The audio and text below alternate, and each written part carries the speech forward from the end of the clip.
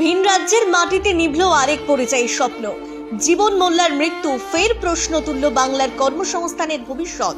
মুর্শিদাবাদের জলঙ্গি থানার ফরাজিপাড়া গ্রামের সাধারণ ঘরের ছেলে জীবন মোল্লা। নামটা হয়তো খুব পরিচিত নয়, কিন্তু গল্পটা আজ বাংলার হাজার হাজার পরিবারেরই গল্প। অভাবে সংসার টানতে মাত্র 3 মাস আগে কেরালায় পাড়ি দিয়েছিল সে। টাইলসের কাজ করে সে সামান্য রোজগারে আসত, তাতে বাঁচত মা, স্ত্রী এবং ছোট্ট সন্তানের দিন। গতকাল রাতেও স্ত্রীর সঙ্গে কথা হয়েছিল, ভালো থাকার আশ্বাস, দ্রুত বাড়ি ফেরার স্বপ্ন। কয়েক ঘন্টার মধ্যেই সেই স্বপ্ন ভেঙে চুরমার। শ্বাসকষ্ট আর বুকে তীব্র ব্যথা নিয়ে হাসপাতালে ভর্তি। তারপর আজ সকালে নিথর হয়ে গেল একমাত্র উপার্জনক্ষম মানুষটি। খবরটি গ্রামে পৌঁছতে কান্নায় ভেসে যায় গোটা ফরাজিপাড়া। যে ছেলেটা ছিল পরিবারের বুকে ভরসা, আজ সে লাশ হয়ে ফিরবে। এই বাস্তব মেনে নেওয়া কি এত সহজ?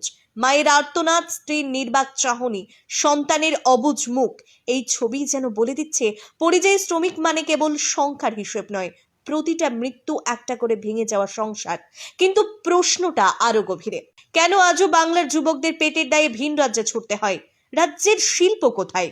কর্মসংস্থানের প্রতিশ্রুতি কোথায়?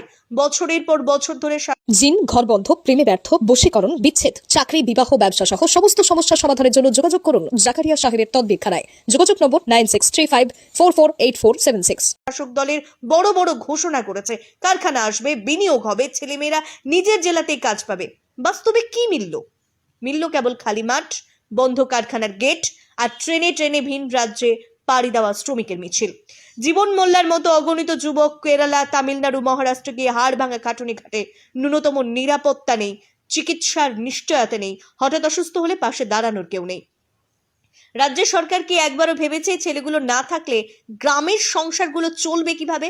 শিল্পনীতি আর কর্মসংস্থানের ব্যর্থতার দায় কি তারা এড়াতে পারে? পরিবার আজ মরদেহ ফেরানোর টাকাটুকু জোগাড় করতে পারছে না।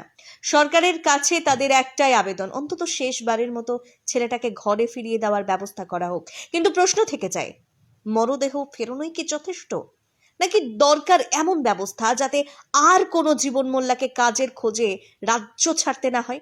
এই মৃত্যু শুধু একটা পরিবারের নয়, গোটা ব্যবস্থার ব্যর্থতার দলিল। যতদিন রাজ্যের সত্যিকারের শিল্প, স্থায়ী কাজ আর শ্রমিকদের নিরাপত্তা নিশ্চিত হবে না, ততদিন এইভাবে ঝরবে তরুণ প্রাণ।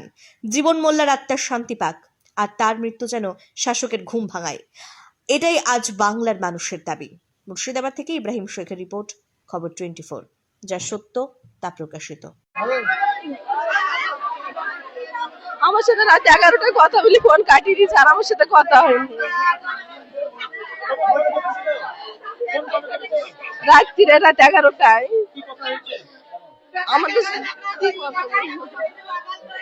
ভালো করে কথা বলেনি গো, খালি একটা করে কথা বলছে, থামি যাচ্ছে। আমি জানি কাঁদছি, তুমি কেন এরকম করছো?